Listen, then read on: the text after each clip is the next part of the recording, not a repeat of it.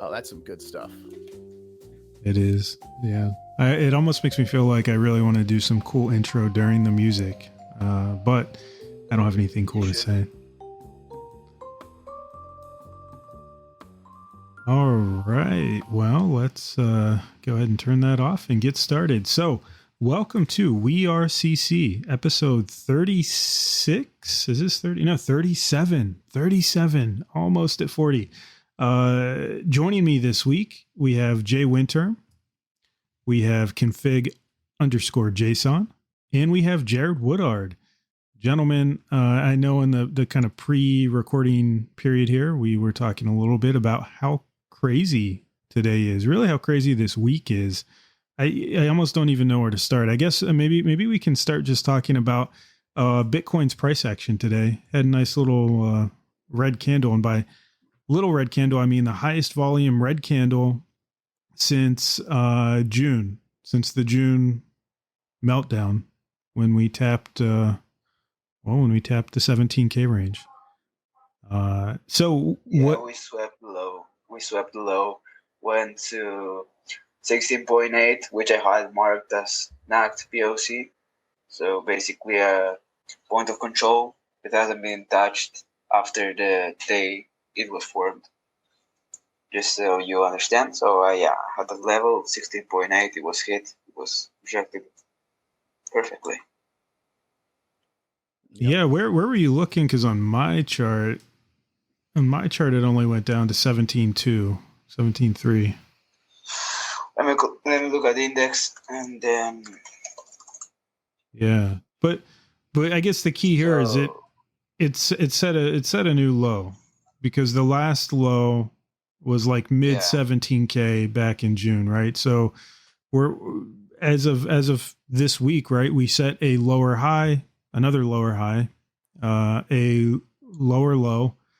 But right now the price is bouncing off of a support level extending from mid-August. Yeah, I think it in the short term, it's going to kind of depend on how FTX unwinds, or, what the extent of their debt is, and whether or not Binance buys them and things. I think that's a lot of what you're seeing in terms of the price action today is just, at least to some extent, I guess FTX, is looking for money to cover liabilities, right?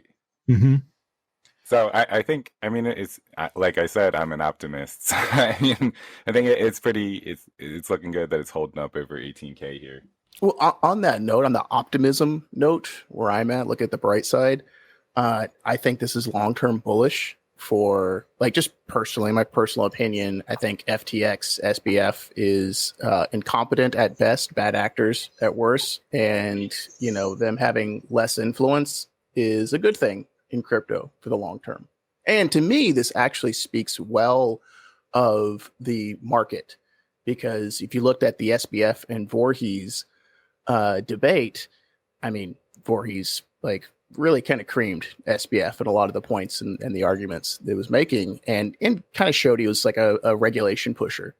And this is, to me, is a consequence, in part at the very least, a consequence of that, in the market speaking, like, do not want, no thank you.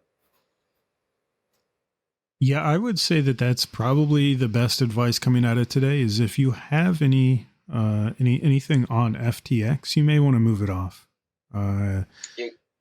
You can't withdraw or suspend. Oh, they're still suspended? Okay. I think, right? I don't know. Yeah, I think at this point on the internet, on the regular FTX.com, you still can't withdraw. Yeah. Yeah, because you're right. On the US ones, you should be okay. If you're on the US, just withdraw everything. Yeah, if you're on the US, get out. Run away. Go ahead. If you can get your money out, at least give it a shot. Run as fast as you can. Yeah. So, and I want to thank Tyriel for posting this tweet, because I'd have to go searching for it. But CZ, the gentleman the CEO of Binance, he confirmed that Binance did sign a non-binding letter of intent with FTX to fully acquire them, which will help with that liquidity crunch. It just means there's a lot going on. I mean, these are two behemoths in the crypto space, each respectively holding billions and billions of dollars and different things, right? So it's going to take a little bit for this to all work out, but I think it's in CZ and Binance's best interest to see some stability return to the market, right? They're certainly not going to want to see FTT go to zero. They're not going to want to see Bitcoin dump, to 1,000 or anything. So I think there's probably an elegant solution for them to come out of here that may lessen some of the impact on the larger market, but we'll see. That's all we can say is we'll see. Is kind of an exciting time. It is. Indeed. It is.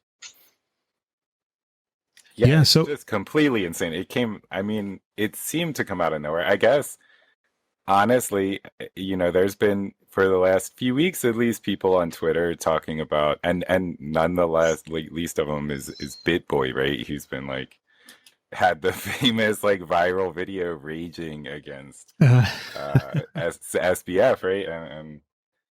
And he's just, to me, I guess, I've never used.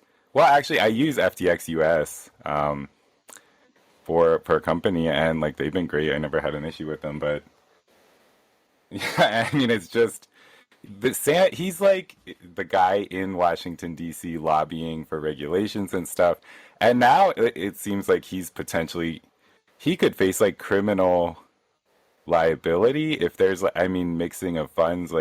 I don't know. They're all based in the Bahamas and stuff, but it seems like the only way that they were able to get themselves in so much trouble is by basically mixing customer funds from FTX.com and lending them to Alameda, their quantitative trading firm, who then lost a bunch of money, right? And now they don't have the money to cover the customers' funds at FTX. So yeah, we'll see. It'll be interesting to see how it plays out. But there's no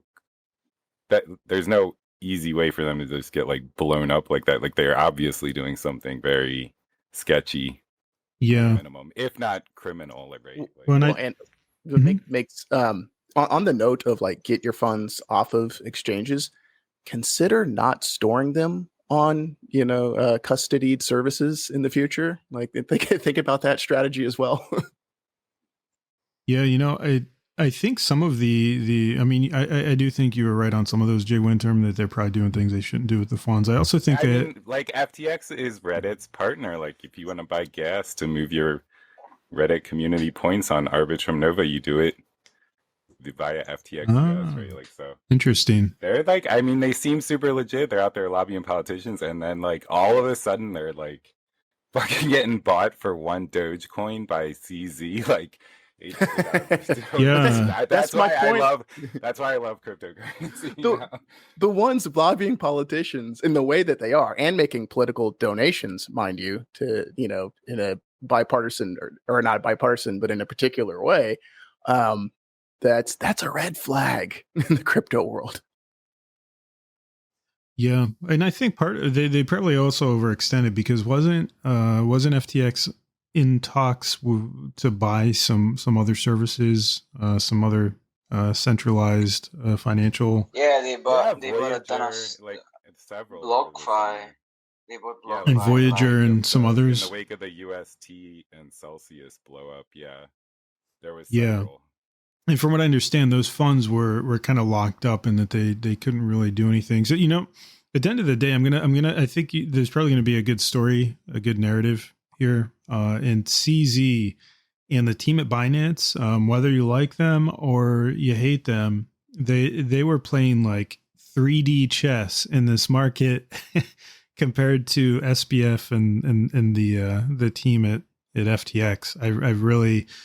I think they got grossly outplayed by CZ is what it feels like. He basically rug pulled them. Reciprocity. In my mind, for those that do this stuff, it doesn't hurt my feelings when it comes back on them.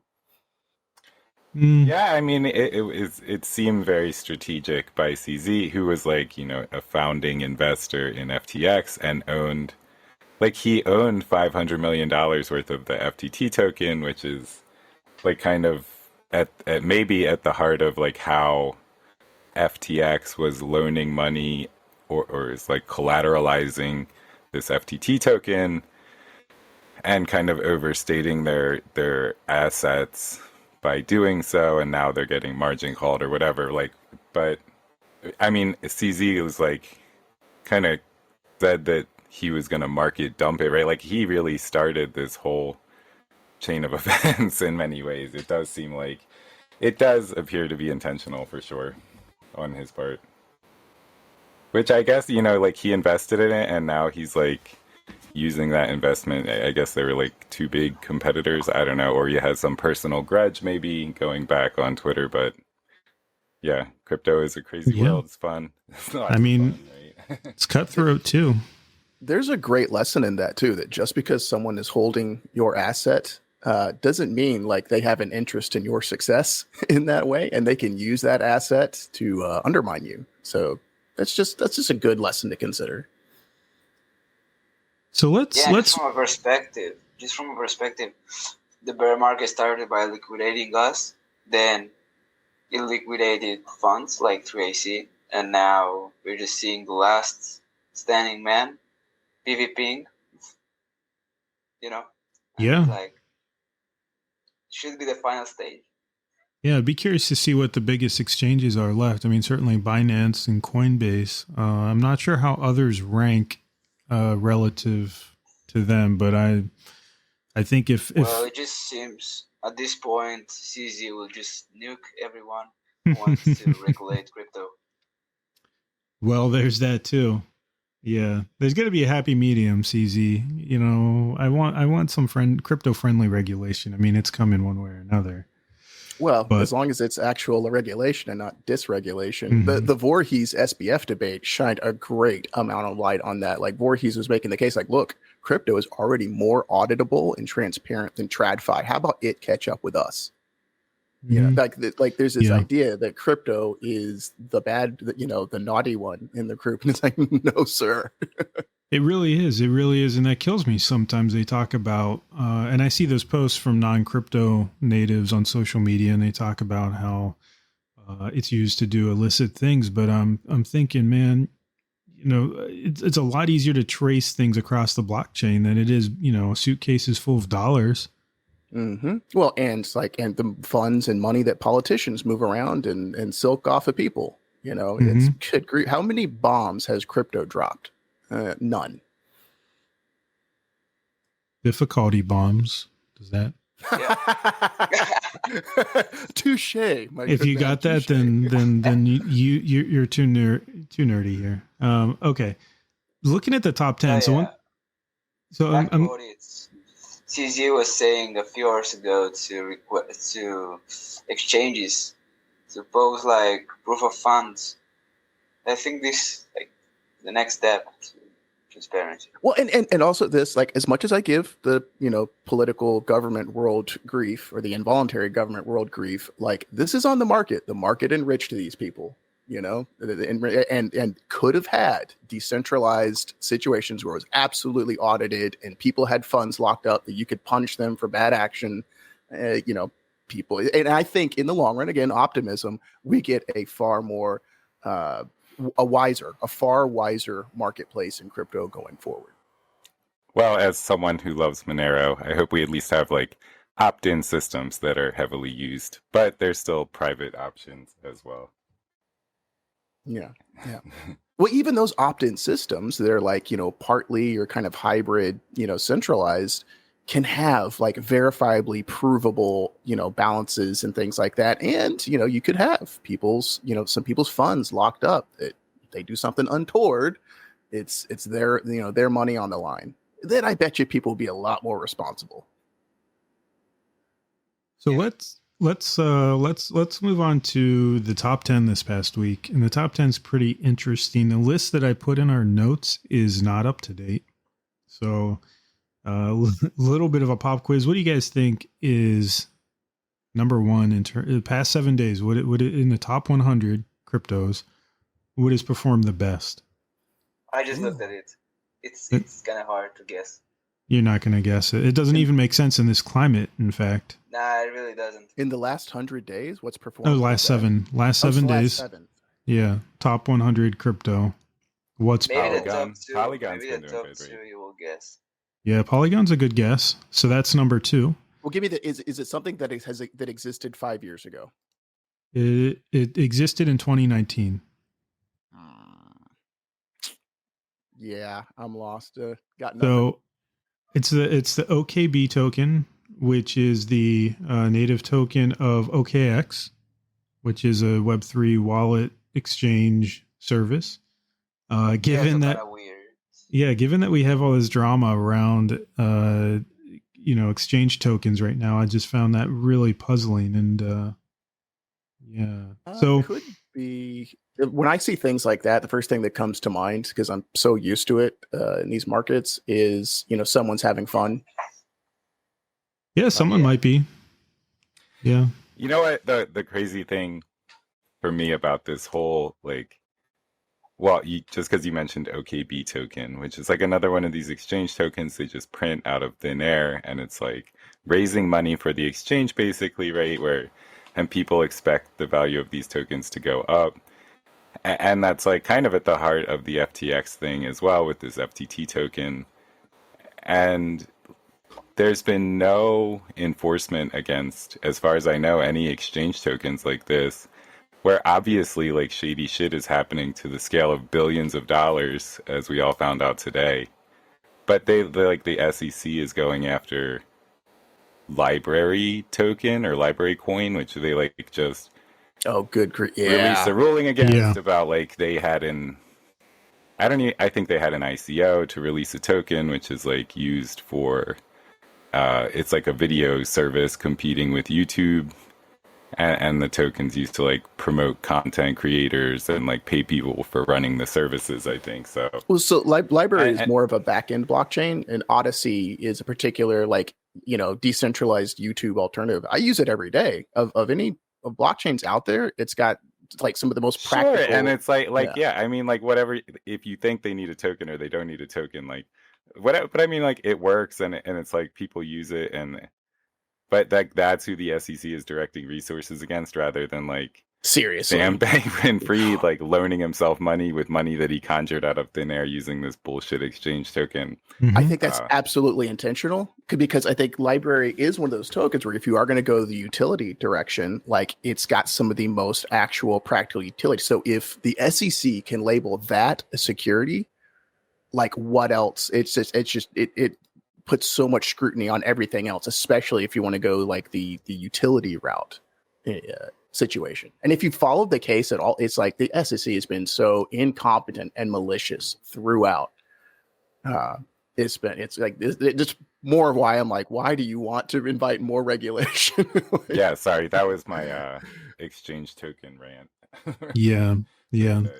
I made a little bit of money on some of those last year, but I don't think there's any right now that I would want to touch. There's a case to be made, if done eloquently, that some governance tokens for some DeFi protocols do have a value depending on what you're trying to do, how much you have invested. But for these centralized exchanges, I haven't seen a whole lot of great utility that would necessitate having a ton of them. And if I'm wrong, or if you guys know of some good utility, please drop a note in there, or any of you guys on the stream here. But I wouldn't have a big position in them. I just simply wouldn't, because at the end of the day, it's exactly what you said, which is it's just a way for them to manipulate what they have within their ecosystem and to kind of accumulate more funds that they really don't have the rights to, in my opinion. I've never gotten the exchange token. Man, and I agree with you 100%. Like decentralized exchanges make sense. There's some practicality there, and I see it, used. The whole like centralized exchange token thing, I don't. No thanks. So the next part, so I guess I should have said that we did invite a new member to the podcast, Marianne. She will be joining us next week. She couldn't make this one, but she's going to be joining me as the other NFT person so that I'm not all alone when we talk about NFTs.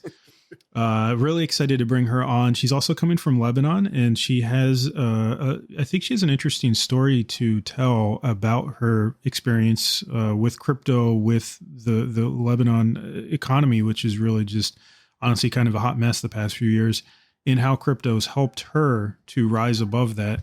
I think it's going to be really fun, interesting, educational, informative, but that'll be next week. I say that because we're about to do the NFT discussion, and I don't know, have any of you on here heard of art gobblers? What? Yeah. Okay. No idea about NFTs. So one of the guys. Yeah. I know about it. Okay. Yeah, a little bit, right? I'm not neck deep in NFTs, but I'm waist deep in NFTs, I would say. So Art Gobblers are this project that was launched about a week ago from one of the guys that created Rick and Morty. And it immediately rose to 15 ETH, which is just absolutely insane in this market. And so many people were calling BS because this isn't unheard of. There's a lot of NFTs that have launched. They have some big whale or VC backing that will artificially boost that floor after mint, to invoke some FOMO, to just trick people into thinking it's worth more than it is, right? So anyways, this thing ran all the way up to like 15 ETH. And last I checked, and this is only in maybe a week and a half at most, I think it's down at like 3.5 Ethereum right now. Well, I mean, you kind of skipped over like the juiciest part of the whole story. Which there's a ton.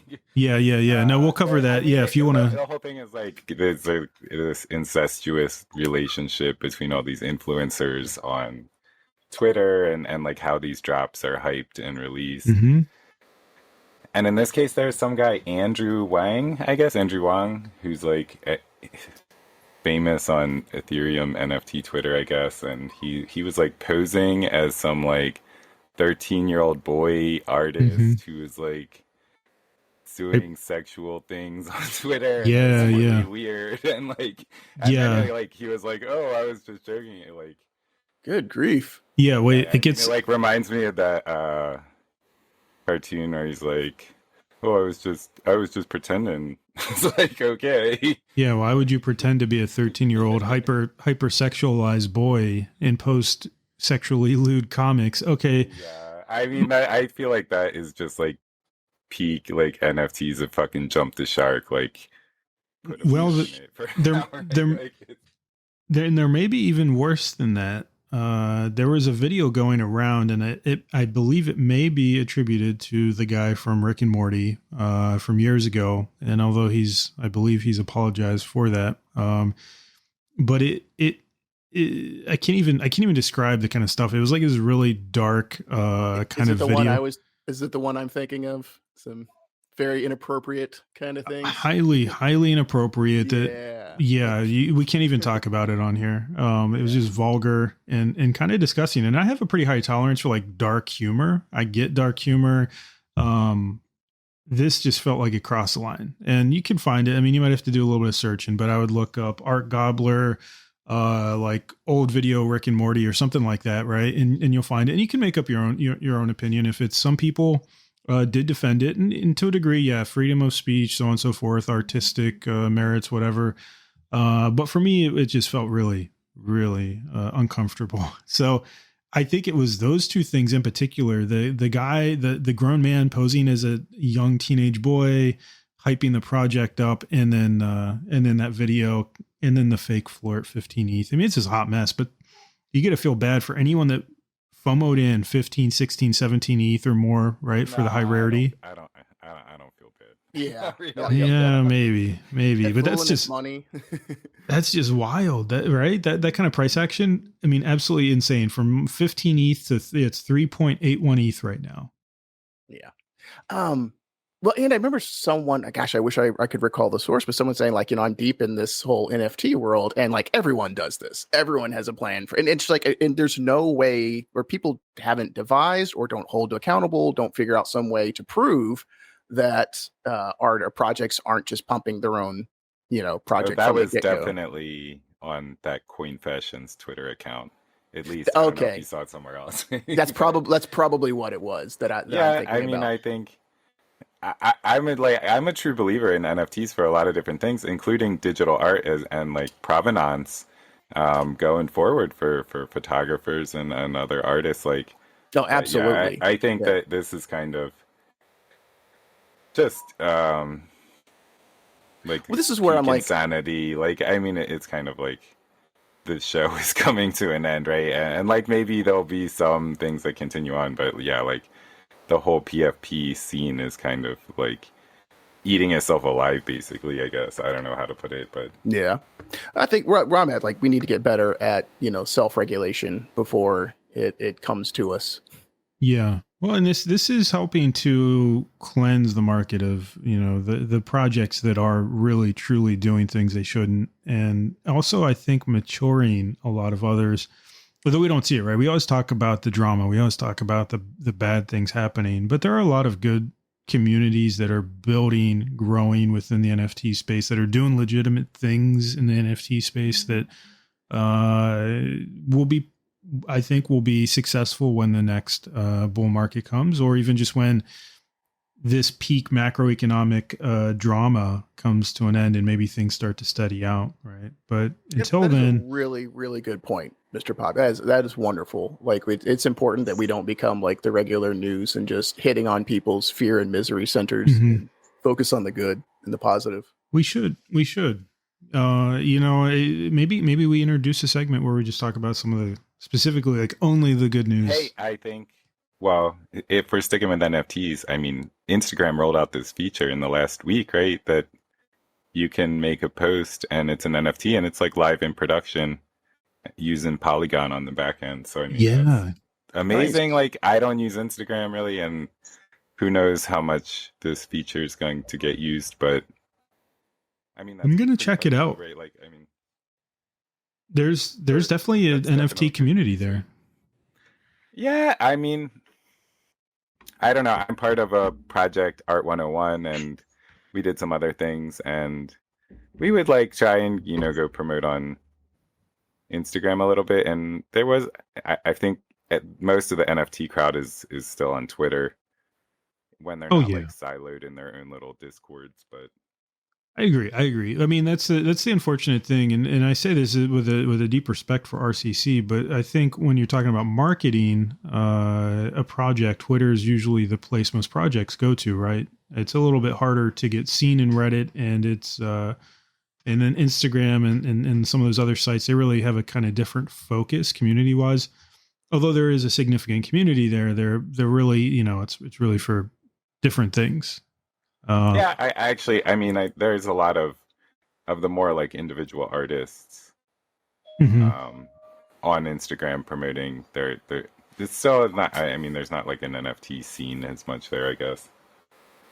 But I mean, it's still amazing that you can mint your post as an NFT on Mark Zuckerberg's Instagram. I mean, like, that's really cool, and it's following along with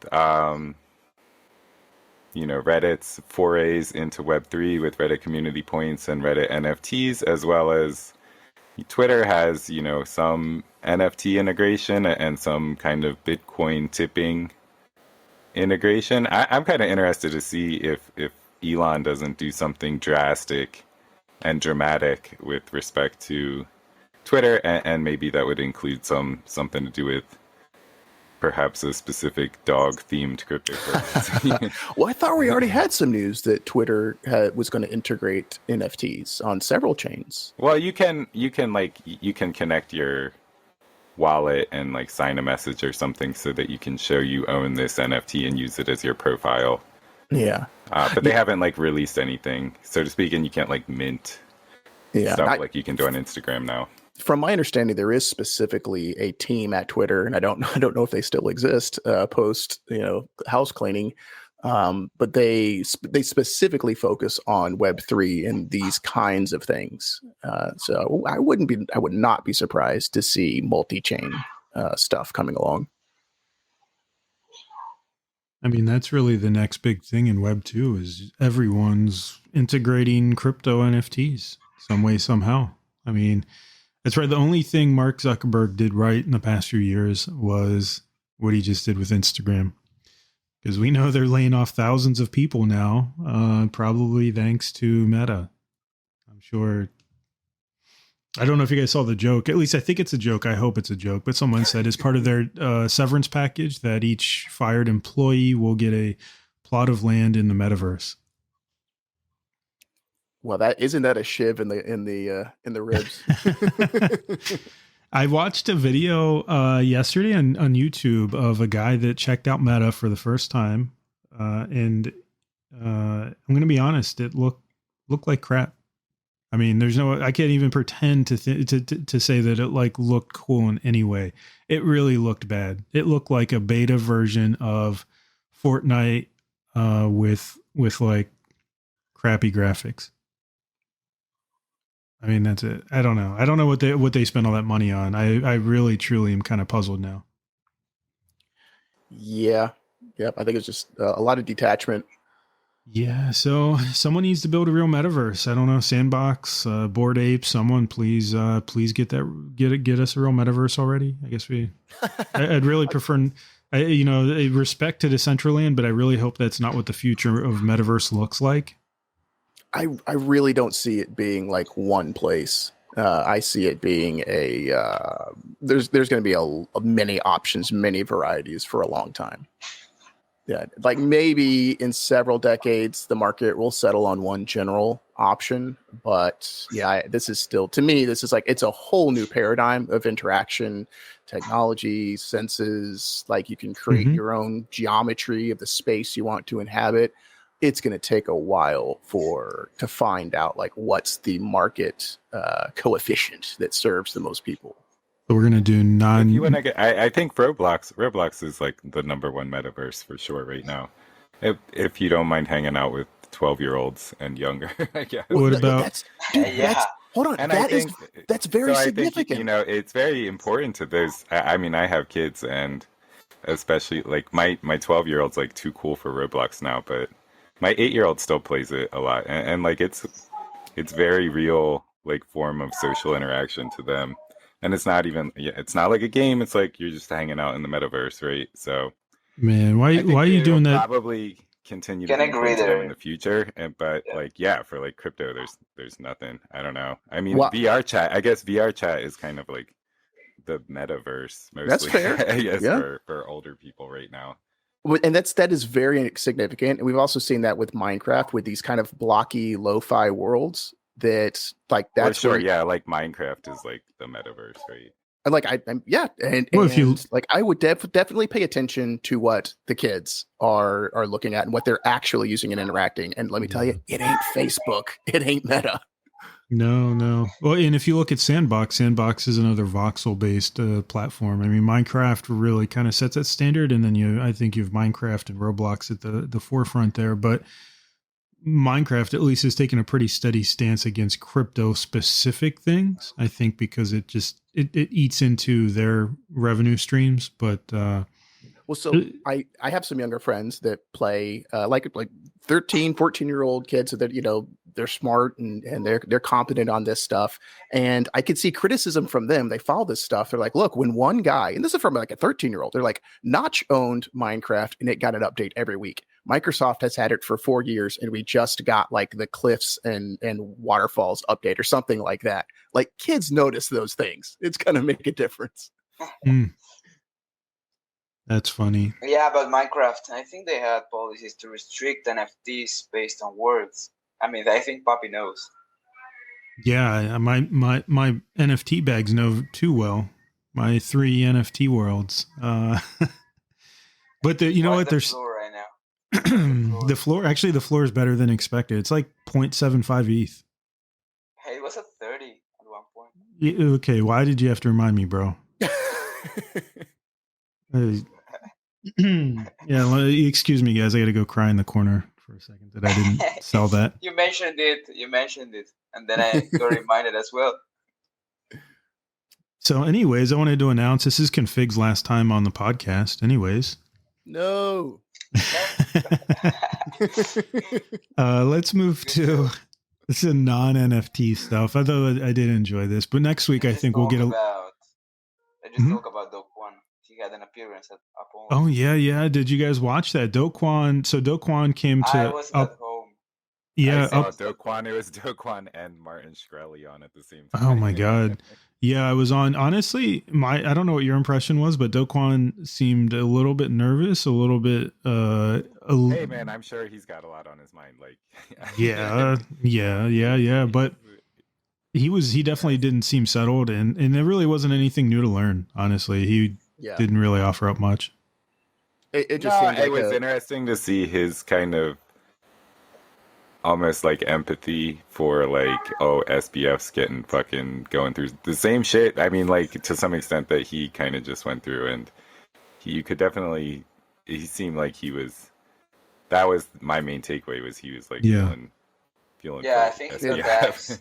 In my judgment, that's bad guys empathizing for bad guys. It's like, bad actors are gonna have some empathy for each other.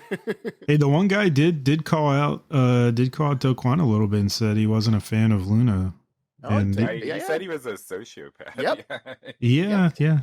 But then Martin Shkreli came on. I mean, that was a really weird stream. Just overall, I don't even know what to say. Martin Shkreli had some interesting things to say, but he's also kind of. Yeah. Anyways, let's just say he's not a successful marketer of his image. He's very successful in certain ways. One got asked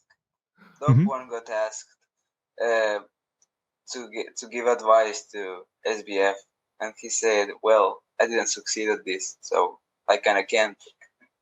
Yeah, that's true. He did not succeed at all. So yeah, I wouldn't take advice from Do Kwon on anything related to managing a project. So let's jump to some of the top Reddit posts from the past week. We're going to hold off on the Lebanon one because I want to talk about that next week with Marianne. But we do have, I believe this was the top one last I checked. The founder of MakerDAO found deceased in Puerto Rico. That's a crazy one. Yes. Yeah. There was some weird stuff people were talking about. You know, anytime I hear someone rich passed away, my first thoughts usually were they using drugs. I mean, I don't know. Maybe I'm just kind of a negative Nancy there, but. Well, I mean, that's fair, but did this person have a history of that lifestyle? But also they had a tweet before they disappeared that was awfully strange, let's say. You know, they're like, I'm being hunted, I'm being targeted, the CIA is after me, they're setting me up for this, and this. Yeah, but didn't it also mention Illuminati or something too, though? Like something was like really weird. Sure. I mean, I could see someone who's like paranoid about, and maybe justifiably so, for, you know, because we've had these 3-letter agencies in the past absolutely do some malicious things, you know. Oh wait, and, you know, give people cause to have this paranoia.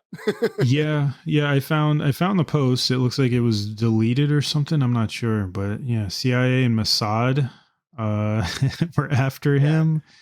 I'm not taking a side on this really. Well, I mean, personally, I think he's probably like had some kind of mental illness exacerbated by drug use and there's probably suicide, but like it's just interesting because like there is like kind of some strange circumstances surrounding his death. And like in the regular world, even for like Epstein or whatever, like it just is like swept under the rug and everybody's like, okay, that's what happened. And cryptocurrency people are like generally much more of the questioning mentality. And I guess you see a lot more long-lived theories. It kind of percolating. Well, he's not the first like rich crypto person that's pretty influential. Sure, it was. I mean, I saw people bring up the Mircea Popescu, who also died swimming in the Caribbean. Who's like a super crazy early Bitcoin person. Yeah. Did this guy, the MakerDAO guy, did he have any kind of history of drug use? I that public? Didn't dig that deeply into it. Yeah, not really sure, but the OG friends I have who've been in crypto for, you know, long time, right? Who know this person, were they were not of the this is probably suicide mindset. They were like, yep, another threat to the state disappears. Unsurprising. Yeah, I guess it's hard to say. I'm always, when I hear conspiracy theories and weird stuff like that, I usually lean towards it probably isn't true, because usually humans aren't nearly so clever as conspiracy theorists like to think. But I mean, Yeah, like, they just don't having have worked- to be that clever. I don't know. Yeah, Look having at the worked for Epstein federal situation. government, Yeah. I agree. Like, Epstein is very questionable. Like but they don't have to be that clever these days. Come on. generally, like, having worked for the government, I mean, it's the level of incompetence is high. So to think that they're pulling off like grand conspiracies is like, I don't know, kind of unbelievable. But I don't. But Yeah, it I mean, is. like, well, also they've done in the past. Like, you can. This is Sure, the yeah. Tuskegee experiments. Like, you can look at this stuff up. Like, it's and it they comes have a out, history though, of right? this. Like, yeah, that's true. true. So I mean, in I'd say in any case, we're going to say rest in peace to it was Nikolai Muchkian. Apologies to anyone if I mispronounce that, but yeah, I think we do talk about MakerDAO a good bit here, so we'll still keep tabs on it. I believe there was a big vote recently. Actually, some things are brewing over there. Next one. This one was probably the one I'm most interested in talking about, and I really don't have any good information on it. But the headline was saying not financial advice won't keep you out of jail. Says lawyers. is that legal advice? Yeah, that's legal advice. That is not legal advice. I don't even know. I mean, there's people do need to be more careful. Honestly, some of the they're going after certain influencers. Yeah, I mean, this kind of came on the wake of several influencers. I think, I don't know, nobody's coming to mind immediately, but I think just within the last couple months, right, there's been some enforcement action around some of the people who were shilling Bored Apes, I think, as well as some other kind of like, I think Kim Kardashian was that like ETH whatever, and that was ETH a little bit Max. longer. Yeah. That was a little Fine bit by longer, I the think. But, SEC. right, but there's been more of them lately around some NFT activity and stuff as well. So yeah, I mean, you can't. I don't know. I think that's a little. I'm starting to come over to Jared's side that the government should just like get out of all regulation. It's like, it's advertising, sure, but like, I mean, this happens. Like, it's not like this is the only thing that's happening with, right? Well, here's kind of where I'm at, because like if there's a list, I'm probably already on it.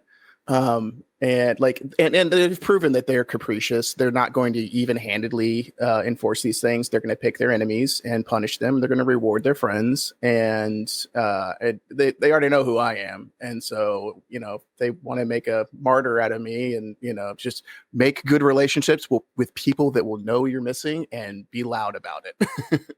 I think I still want to see some crypto friendly to accommodating regulation, because you got to think, when you first come to crypto, we'll use crypto Twitter as an example. What's the first accounts that you're usually bombarded with?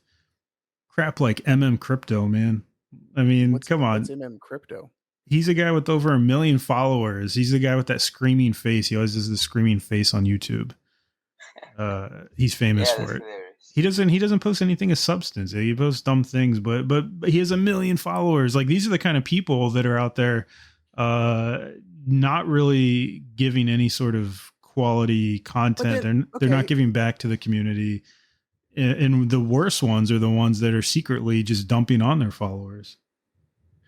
Okay, but that's like, so the market there for these people that no one's pointing a gun in their head to participate with these people, but they're incompetent or just careless enough to. But then they're also going to be competent enough to like vote in the right regulators who are going to be competent enough to do this stuff. It's like, no. Well, you gotta think though. It's the noobs, right? It's the new people that are coming to the space that fall into these traps because they don't know any better. if they're going to be careless, skin knees is part of the learning process, or they could be cautious, you know. Um, Yeah, I mean, it seems like they're kind of going after more, I guess, quote unquote, traditionally famous people. But I mean, this is like a business model, right? Like that's what BitBoy does. And like, I think there was just something came out about Crypto Lark is like a Twitter influencer who is like, Oh I think it yeah, was that guy, Zach XBT, did like an investigation it was where a few months ago. they Yeah. were Oh, like yeah. following his stuff on chain and like watching him dump as soon as he got his payout from whatever shit token was like paying him to promote it, right? Like, I mean, and if you work what within, sorry, Jay, if you work I within was just crypto, oh, sorry, go go ahead, ahead. please. Sorry. I was just gonna say, like, I mean, that kind of business model is, I guess actually, oh, who is the guy who promoted BitConnect? He did get the SEC after so like I guess they've gone after some crypto influencers as well, but it seems like a very gray area and yeah, there's no regulation. So honestly, I'm on the side of the fucking shitcoin influencers in this case. Like, Well, see, and there you go. Like, there's low hanging fruit that they don't even go after. Like, they're picking LBRY of all things. It's like, just come on, you know. But like I said, even if there is regulation on the books or something Trayvon, like that, sorry, it was yeah, Trayvon, yes, that right? dude. Oh my Trayvon, god. I think he's under investigation, and like we'll see. Like maybe they'll like actually sue the shit out of Richard Hart. I don't know if there's like criminal like potential consequences, Oh Mhm. yeah, but that's yeah, like right. I mean, Richard Hart is like not seeing enforcement action while LBRY is. Or even like Richard Hart isn't while Kim Kardashian is getting, or like some of these people, Jimmy Fallon or whoever's like shilling Bored Apes, right? Like, Well, for these, if you've worked in the crypto, like I work for, or work within a chain, and you get these people reaching out to you, showing up in your DMs, showing up in like, like emails. I was like, hey, here's my breakdown price list for this kind of promotion, this kind of thing, this kind of thing. It's like, good grief. You know? Yeah, I think there's a right way and a wrong way though. It effectively comes down to marketing. There's a right way and wrong way to do it, and to me, it's extremely misleading for some of these folks. People like Zach XBT, who's like my freaking hero in crypto social media. He's amazing. He tracks I down a lot admire of him these as well. guys. Yeah, he's really cool. I'd love to have him on actually sometime. I like Gobi as well. I like Gobi. Yeah, so but there's just so many of these bad actors that just consistently dump on people. The people never realize it. Maybe they just quit crypto at that point. They quit Web3. They're not interested in learning more. I think it's just doing a disservice. Like, and we don't have a lot of recourse at that point, right? Like, sadly, it's either a matter of we just leave it as is, or we probably have to find ways to lightly regulate it. I Well, no, mean, we can self-regulate. We can say, hey, let's form a crypto industry, thing that's like, a crypto maximalist, interested in the industry, and just starts taking on and addressing these things, and does like educational campaigns, and like make sure that they're the ones that reach people first, or that they can be reached to, so that when someone does show up in the crypto world, you can say, hey, head this direction, go read these things first, check this thing out first. I think we can do a lot more than push that responsibility off to, frankly, bad, incompetent, or malicious actors. yeah, I think that is possible. I just don't Once we trust. give them that power, they're not giving it back. Yeah. I think we may have different opinions as because when I look at the space, I see never-ending greed, and I think that greed consumes even the best of people oftentimes in this space, and to ask us to self-organize, that is going to be fraught with a lot of challenge. But those regulators are no less. They are subject. Humans. They're subject to the same greed, and they've proven just as well that like what people in the Fed selling at the bottom buying at the bottom and selling at the top, and Congress have it. Like, that greed factor applies to them just as much, and they're even less accountable. True. Yeah, I mean they're bad people too. I guess we have to at some point we're probably gonna have to pick one or the other. Well, actually, sorry. I want to keep harping on this, but Voorhees made a great point. He's like, it might be true that they're going to force their hand and come in whether we like it or not, but we shouldn't at least be inviting it and helping it along. Yeah, well, I think of it this way, right?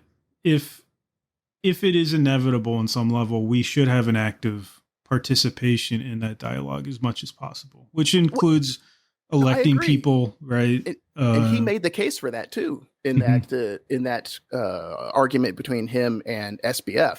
He was talking about, look, if we are going to be, I'm not saying don't participate with us or participate with the regulators, but reminding them and letting them know why they need to stay the heck out in comparison. Mm-hmm. Yeah. Let's hop to this because I know we're getting short on time. This is one we talked about a few times, but we really haven't detailed. The SEC had a bit of a win with the LBRY library suit. Basically, library is a protocol. It enables the main thing that it's known for is enabling people to host video content. So, competitor to YouTube, I think you called it Odyssey. Is that right?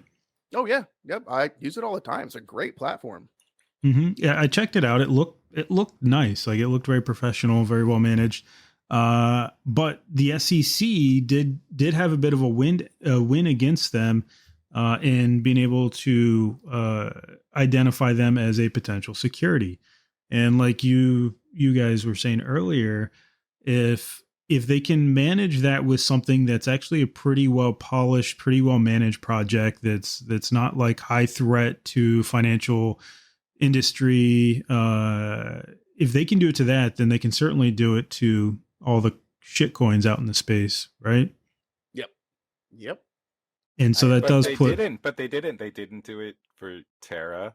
Like there was no enforcement before that House of Cards collapsed. Yeah. Right. And USDT or UST, and they're not doing it for any of these exchanges, even ones. I mean, FTX was not based in the U.S., right? But like, there's a Miami arena that has FTX on the side of it, right? And like, there's this kid like with the Jufro running around Congress, like Sam. lobbying senators, right? Like the CEO of FTX, and he's making political donations. And now the CEO of LBRY, mind you, is Jeremy Kauffman, who is an overt libertarian, like up here in New Hampshire where I'm at. Like I know him, I've met him several times. Awesome guy. So he's not exactly the regulator's friend and not speaking for more regulation, and he gets targeted. Yeah, I guess these other things on today in particular, like that's the most mind-boggling part of it to me. Well, these are billionaire games, right? Once you join that billionaire club, then you too can do things like run around to different countries and speak with their representatives directly. And fill politicians' pockets. Mm-hmm. Yeah, exactly. I mean, I could fill their pockets, but the best I can do is like maybe 100 bananas. That's probably not going to get me much. Yeah. So that's something to keep an eye on. I definitely would add, if you're the kind of person that does news alerts, add, if you don't already have SEC, you could add in LBRY. I would add that in as something else to keep tabs on and see how that plays out. So coming up at the top of the hour, I think we're going to move into the Q&A portion. So I know some of you gentlemen have to jet. I believe at least half of us can still remain. Yeah, I got to go. If you're in the U.S., go vote and talk to you guys next week. Great chat with you, Jay. Bye. Yes, voting. I did that. Had to go to two different stations because apparently I couldn't vote at the one. I had to vote at the other. Yeah, it's up here in New Hampshire. Voting is like a pastime, or sorry, not voting, but like politics is a pastime. Yeah. I think honestly, it should be a national holiday. My company does respect it as a holiday, and we get the day off, which I think is fantastic. I wish more companies did that. That's not bad. Yeah. All right, I'm going through comments. We got some comments going here. Yeah, I will agree with. I'm not going to say her name, but Acid. Yeah, ETH gas has been really, really elevated lately. It's killing me. This grinds my gears. Earlier today, I went to transfer a bunch of NFTs between wallets. Total cost was probably about $250, right? What? So yeah, there's portions to it, right? For each collection, you have to do an approval, and then for the overall transaction, each individual one has a gas fee associated with it. So it adds up, right? I was transferring like dozens, trying to transfer like 20 things. So yeah, I'm trying to consolidate my wallets. But the thing that really grinds my gear on that is I finished all the transactions and nothing moved. So What? I don't even know how that works. I thought that's like that's like a base level transaction, just like transferring ownership of these NFTs. But no, they stayed in that same wallet. $250 later, man. Do you know what happened there? No, I tagged OpenSea on Twitter, but you know how likely are they to get back to me? Now I already got a couple scammers that contacted me. If I give them my seed phrase, they can help me. Oh, good grief, man. Yeah, but that was wild. I mean, really, I've never seen that happen before. I've seen transactions fail. I've never seen one execute, take my money, and nothing change. Well, who knows? So, Did you bundle your transactions, or you did one at a time? So I know it only like yeah. No, it was bundled. It was a bundled thing that OpenSea has. Like you can select more than one NFT at a time. Very strange. Okay. Let's see. Everyone wants ETH back at 4K, just not the gas back at that level. Yeah. Yeah, the gas is actually kind of atrocious lately. It's amazing to me that it's still getting that much like use in this bear market, and also kind of bullish that like the industry is there's that much demand. Mm-hmm. There is. Well, and especially too is people probably, hopefully, I hope, have less trust of centralized exchanges now with FTX. In addition to the many other dramas we've had this year, DeFi should be growing. That makes sense. Yeah. I know I don't keep anything on a centralized exchange. All of my I buy from there sometimes, just because it's convenient, and sometimes a little bit cheaper to do that and then transfer out. But I keep everything in my Web3 wallet, Ledger, locked up. I don't keep anything on an exchange. Yeah, same here. Is it time to buy the dip? You know what? If you're DCAing, this is a great time, in my opinion. This is a great time to go ahead and do another buy. But if you're trying to go in lump sum, I'm not going to be the one to say do it. But we have had some great calls here, right? We were talking about that the other day. Some of these calls we've had over the past year, like saying Dogecoin was going to have a nice run, probably because of Elon, and it did happen. I'm pretty happy that played out. Let's see. Video. That's how you end up on our Buttcoin. Yeah. Okay. Now let's check the Reddit side. Haven't had a chance. You know what I didn't get to use this time is the soundboard. There's so many great options there. I like this comment. You're right. It is 1 year, the 1 year anniversary of 69K all-time high of Bitcoin. Throw a party tonight. Remember the good old days. And just remind, I see us, the price is far well below 20K from what it was.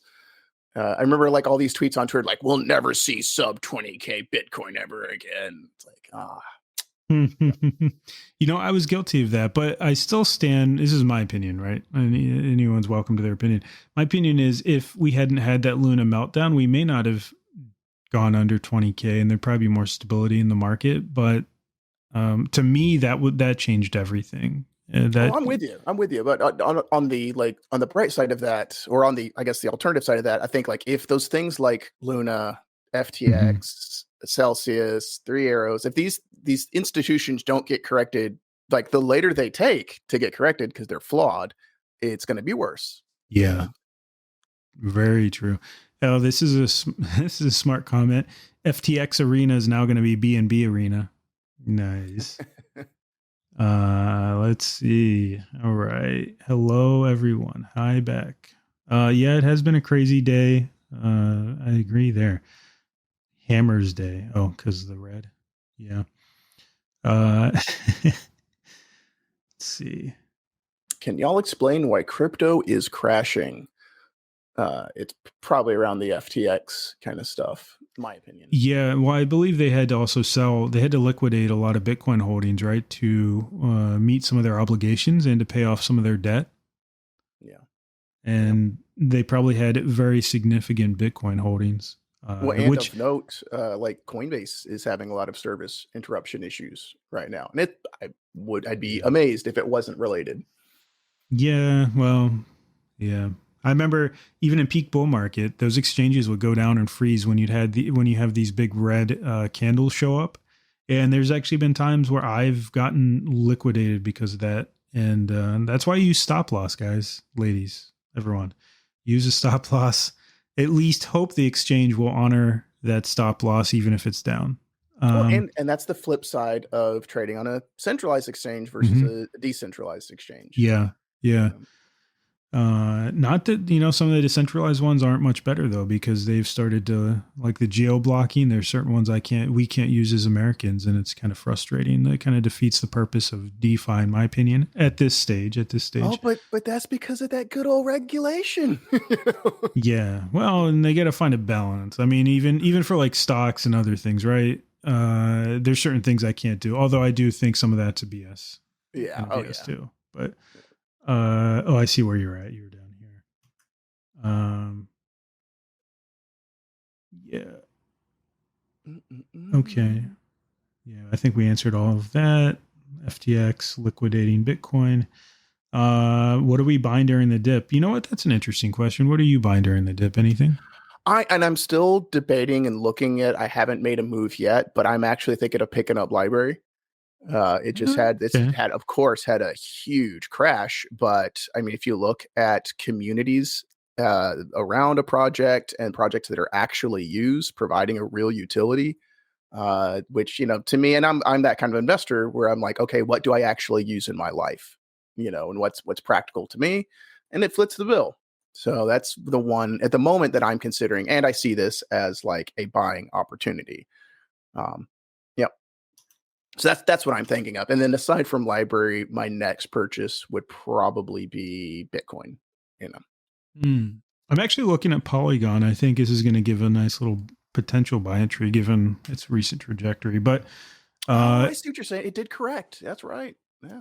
Other things I actually use, like for example, I know you love this one, Tezos. I use my Tezos. I don't really invest in it, to be honest. I have a little bag that I just use to buy things with, top it up once in a while. So I always appreciate days like this because it makes it cheaper for me to go and buy the NFTs that I want to get that I put on my like watch list until price comes down a little bit.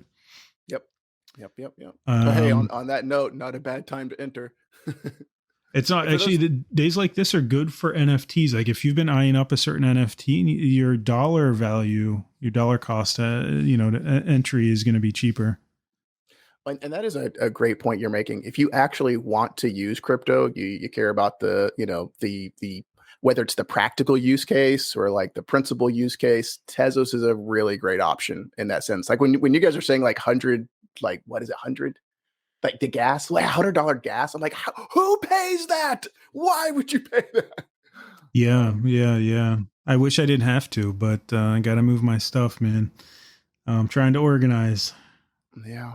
So I see, like if you want to actually use crypto and enjoy it, Tezos is a really great option there, and it's super, super like accessible and really, really usable. I shall permit that shill only because it is for NFTs. It is actually a very reasonable, cheap chain that's that I quite enjoy. But from an investment perspective, I won't comment. I'll just say it's fun to use. I understand. So someone was asking about Chronos. So over the past year, I was actually there on Chronos launch. I had at a certain point, I had a very large bag of Chronos. I have a pretty huge collection of Chronos NFTs too. I just haven't touched in ages. What are our thoughts on it? It's managed to maintain a top 10 status as far as chains for DeFi. And it has had a few spicy DeFi protocols launch over the past year. But still, it is at the bottom range of that top 10. It's there hovering between Arbitrum and Optimism, a little bit over Solana, although I think Solana's kind of dying a slow death here, to be honest. I think Kronos was related to FTX in some way. I keep seeing people reference. Yeah, there was. I think they were an early investor. I don't know all the details, but yeah, it's not looking good. I would say if you're not in the top 10 in DeFi, from a perspective of total value locked in your protocol, you're probably struggling right now. And well, no, was Kronos was one of those like exchange tokens, or am I misunderstanding that? Yeah, the short stories, there used to be like an MCO token that the crypto.com had.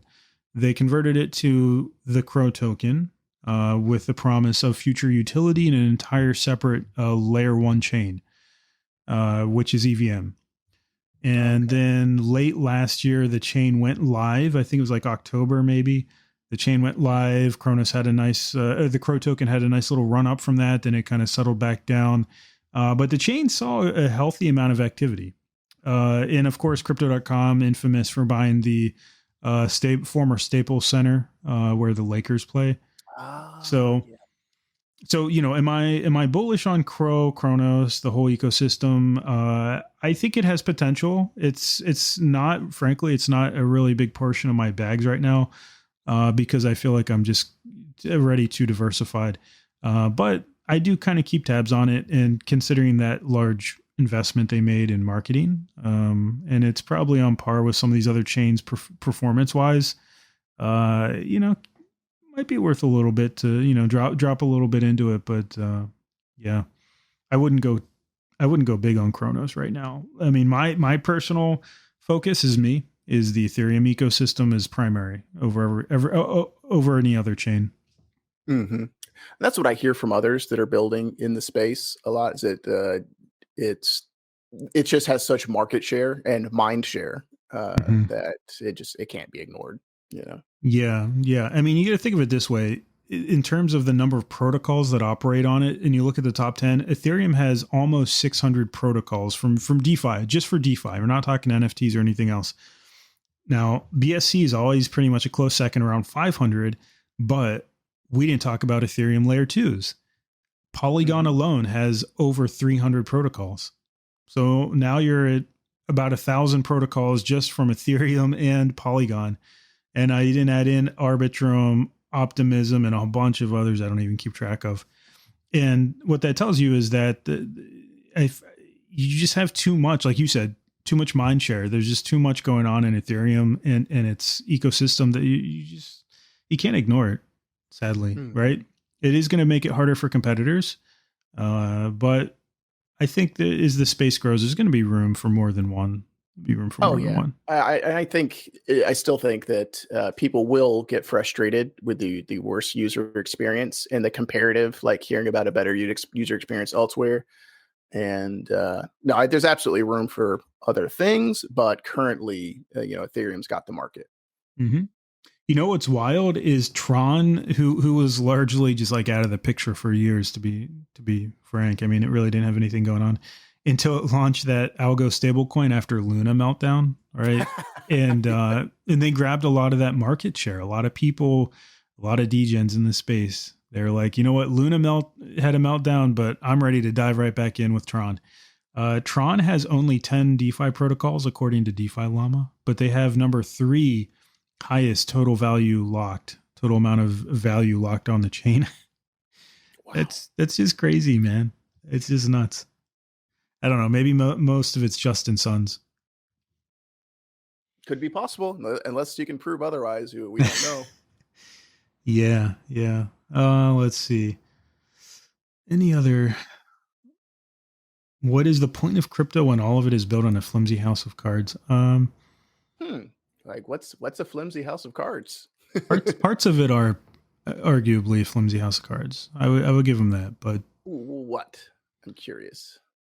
Well, when you think about things like Luna, right? That was clearly not thought out as well as it could have been. There wasn't a good protocol in place to deal with the bank run that they had.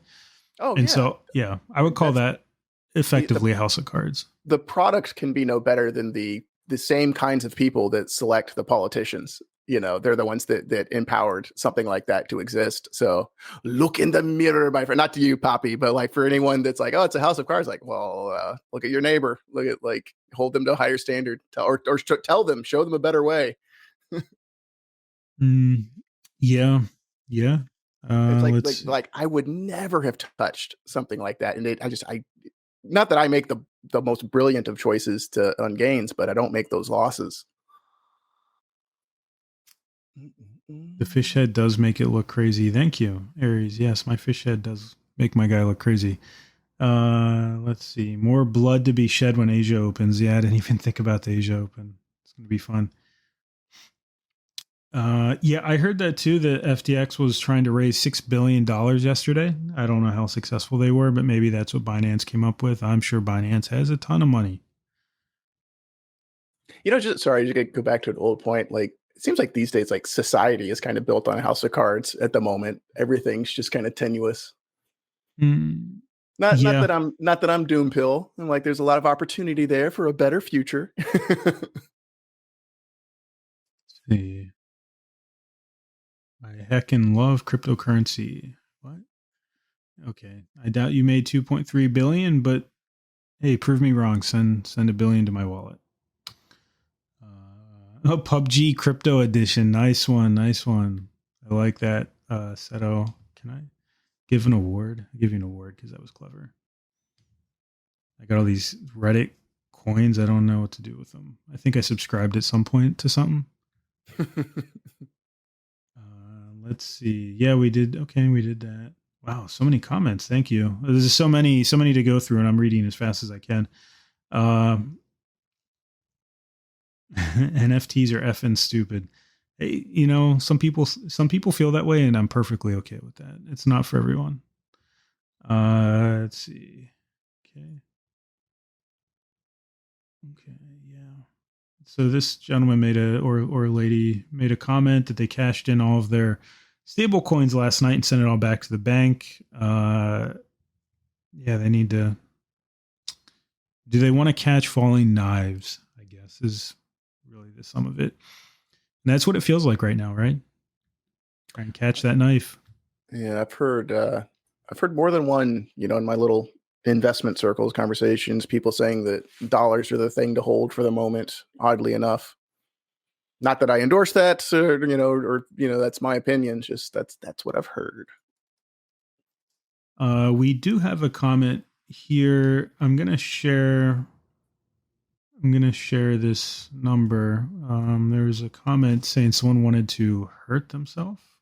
Just gonna say, if you're that stressed, worried, upset, of course my DMs are open, but I'm also gonna share a number you can call, and please give it a call. I mean, they'll hear you out. You can talk to them. I'm sure we can figure something out, friend. Absolutely. Yeah, very sorry to hear that.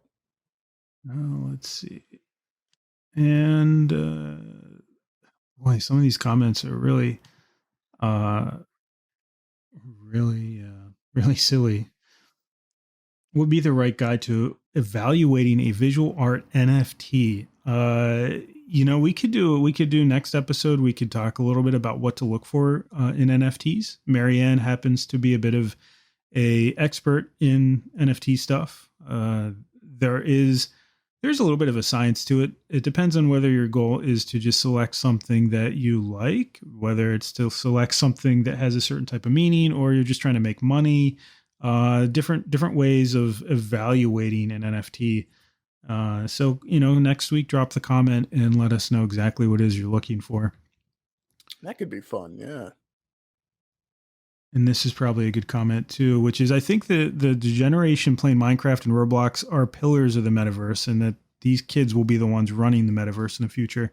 That feels like a reasonable timeline, right? 10, 15 years out to have a more robust kind of metaverse. You're going to see these kids coming to the market in 5 years. Like the kids I know that, have these opinions and have these conversations, they're already using crypto. Yeah.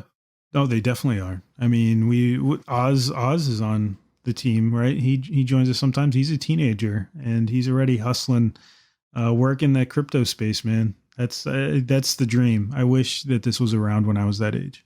Yeah. Oh yeah. Oh good. Man, I would have been so less depressed as a teenager if I had known something like crypto has existed. Yeah, I was too busy playing GoldenEye. Yeah. It's just me, myself, and I. This is a good point. There was some rumor about this FTX insolvency as far back as like a week ago, and it really seemed to come to a head in recent days. But if you'd been paying attention, there were some press releases, news articles, comments on social media about it, and he shared, or they shared, a link to one of those. Yeah. Let's see. Is everyone moving their stuff off of FTX or keeping it because Binance is buying now? If you can move it off, I would just do it. Just, either take ownership of your own coins, tokens, get yourself a Web3 wallet, or, Binance or Coinbase, to me, probably are the safest centralized exchanges at this point. Yeah, Binance, Coinbase, because they have the greatest market reputation to lose at the moment. Yeah.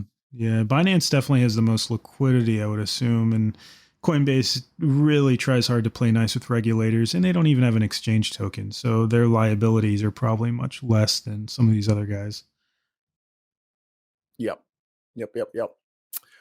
On that note, if you are going to take custody of your coins and you're not familiar with having done that and what's related to it, you absolutely will get bombarded by scammers that are going to present themselves as customer service in some way, shape, or form from any organization. Before you just don't trust anything. Be cautious. Be careful. This isn't like a super dangerous thing. You just got to practice a little caution. Don't let anyone emotionally manipulate you.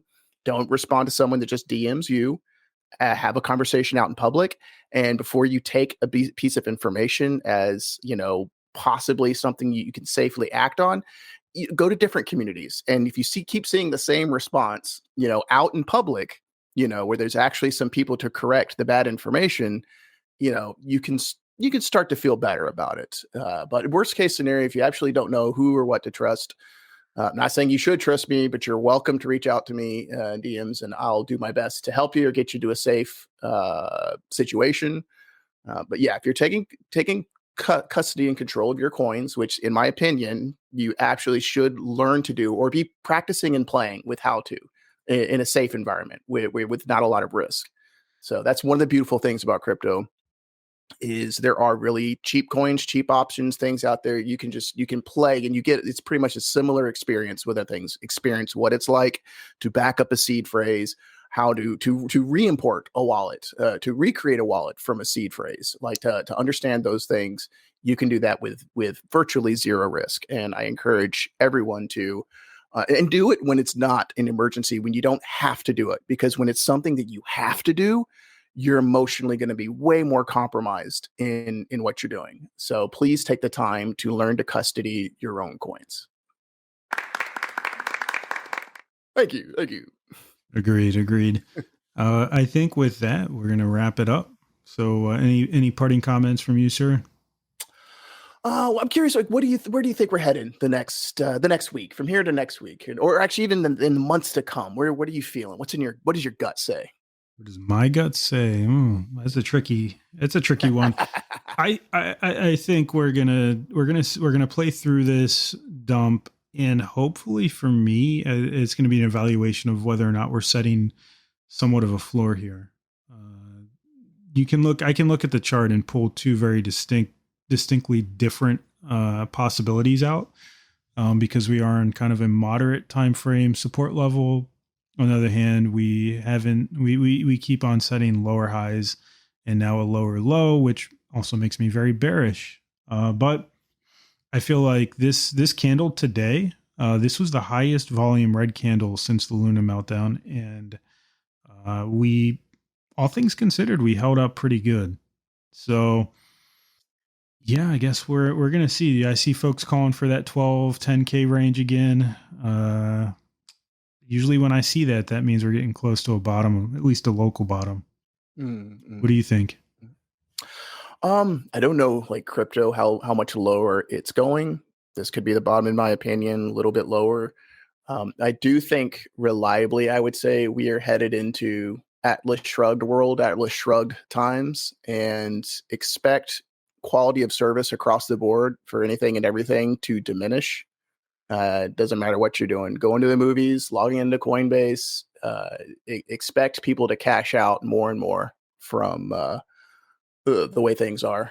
That's my opinion. Like we're heading to a place where people are ready for some kind of big shift, big change. Not entirely sure what it is, and so I would just keep an eye out for that. You know, that kind of stuff. I know that sounds a little doom pilly, but really, it's a great opportunity for things to improve.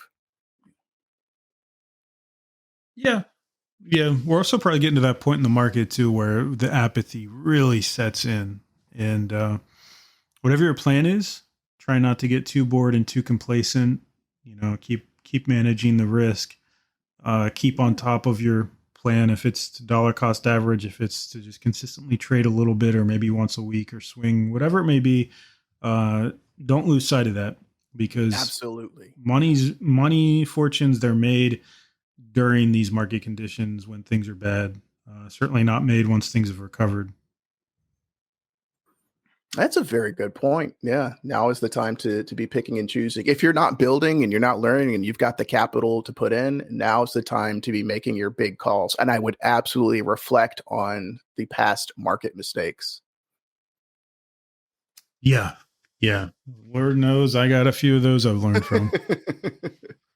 And I say this all the time, but if you're not writing it down, if you're not keeping notes, you're just screwing around. So do that too. Yep.